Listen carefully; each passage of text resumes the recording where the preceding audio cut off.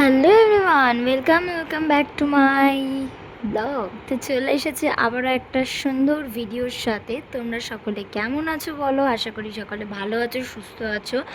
প্রতিদিন ভিডিও দিচ্ছি কিন্তু লাইক কমেন্টস কিন্তু পড়ছে না, একটাও শেয়ার পড়ছে না, তাও আমি দিয়ে যাচ্ছি। তো প্লিজ চ্যানেলটা একটু সাবস্ক্রাইব করে দিও, লাইক কমেন্ট করে দিও। তো সেই দিন আমরা চলে যাচ্ছিলাম মাসির বাড়ি যেতে গিয়ে আমাদের এখানে একটা থাকার ছোট্ট তোমার ইকো পার্কের ঝিল এখানে পার করতে হয়েছিল। দেখতেই পাচ্ছ ইকো পার্কের ঝিলটা খুব একটা বেশি গভীর না, কিন্তু ছোট দেখে ইকো পার্কের একটা ঝিল এখানে পার করতে হচ্ছিল। তো সেই দিন আমি আমার মাসির বাড়ি যাচ্ছিলাম, আমার মা আর আমি। তো বেশ কিছু বছর হয়ে গেছে আমি মাসির বাড়ি খুব একটা যাই না। তো সেই দিন যাচ্ছিলাম, যে একটু এক্সাইটেডই লাগছিল যে অনেক দিন পর আমি মাসির বাড়ি যাচ্ছিলাম। সবথেকে বড় এক্সাইটমেন্ট হচ্ছিল অনেক দিন পর বেরাচ্ছি। তো যাই হোক, যেতে যেতে আমি যখন একটা রাস্তায় ঢুকলাম, ওপর দিয়ে দেখলাম রাস্তার ওপরটা কত সুন্দর সাজানো আছে। তো ভাবলাম এই ফুটেজটা নিয়ে রাখি, ভীষণ ভালো লাগছে। একবার সবাই জয় শ্রীরাম কমেন্টে করে দিও। তো যাই হোক, আমি আর আমার মা এখানে চলে যাচ্ছিলাম। আমার মা গাড়ি চালাতে চালাতে বলছে, মুখের সামনে আনিস না, আমি ধূপ করে পড়ে যাব তোকে নিয়ে। আমি বললাম আমি তো পা ফেলে দেবো, বাকিটা ইতিহাস। তো যাই হোক, যাওয়ার পথে দেখো রাস্তাটা কত সুন্দর লাগছে। আমি ভাবলাম রাস্তারও কিছু ফুটেজ নিয়ে রাখি। জানো তো, অনেক দিন হয়ে গেছে আমি এই রাস্তা দিয়ে যাই না। লাস্ট যেবার রাস্তা দিয়ে এসেছিলাম তখন আমি ভিডিও বানাইনি কোনো, তাই তোমাদেরকে দেখাতেও পারিনি। তাই ভাবলাম আজকে ভিডিওর সাথে তোমাদের রাস্তাটাও দেখাই। আমার ব্যাকগ্রাউন্ডে যদি কোনো নয়েজ এসে থাকে তো প্লিজ তোমরা একটু অ্যাডজাস্ট করে নিও। তো যাই হোক, তোমরা কারা কারা নিজেদের মাসির বাড়ি যেতে পছন্দ করো আমায় কিন্তু অবশ্যই কমেন্টে জানিও।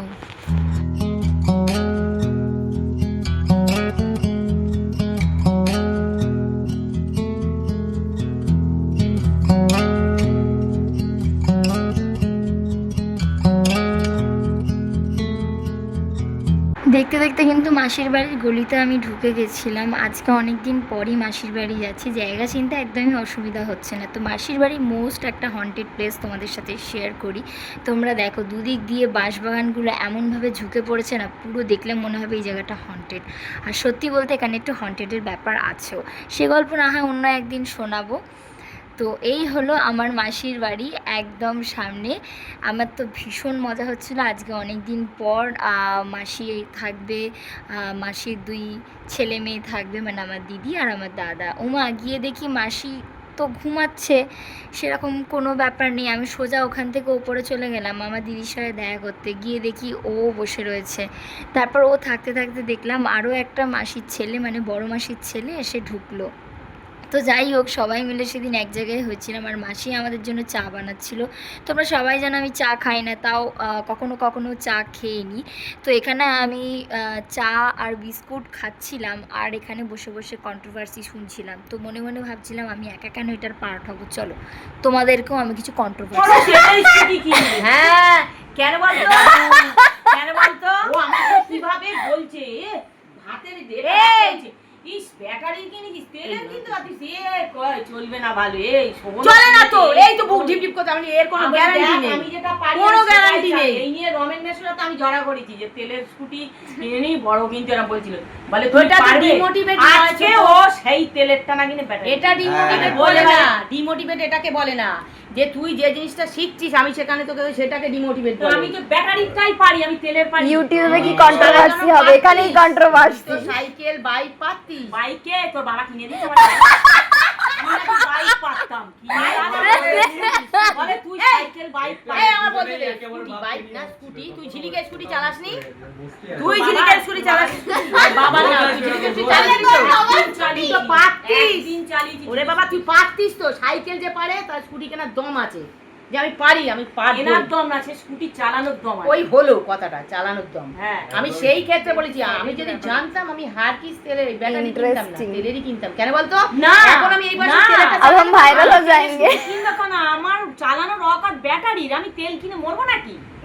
তার জন্য না, ওটা আমার দম থাকবে, আমি আমার খুশি মতো তেল ভরে আমি যাবো। এই তেলের দাম কত রে?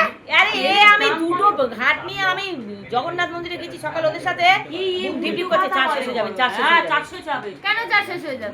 দুটো ঘাট ছিল দুটো ঘাটটা কে যায় একটা ঘাটে চার শেষ হয়ে যায়?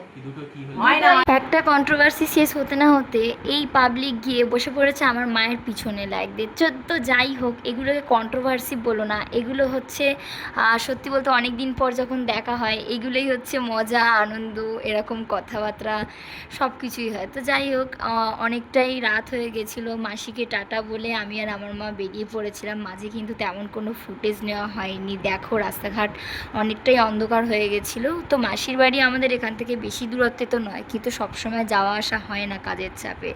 তোমরাও কারা কারা এরকমভাবে সবসময় নিজেদের রিলেটিভদের বাড়ি যেতে পারো না, আমায় কিন্তু কমেন্টে অবশ্যই জানি। ওখান থেকে নেমে আমার কিন্তু পেয়ে গেছিলো ভীষণ খিদে, তাই আমি চলে এসেছিলাম মিও অমর থেকে কিন্তু চিকেন 65 খেয়ে আমি সোজা চলে গেছিলাম বাড়ির রাস্তায়। তো আজকের ভিডিও এতটাই, দেখা হচ্ছে নেক্সট কোনো সুন্দর ভিডিওতে। ভালো লাগলে কিন্তু লাইক কমেন্ট সাবস্ক্রাইব আর একটা শেয়ার অবশ্যই করে দিও। Tata guys.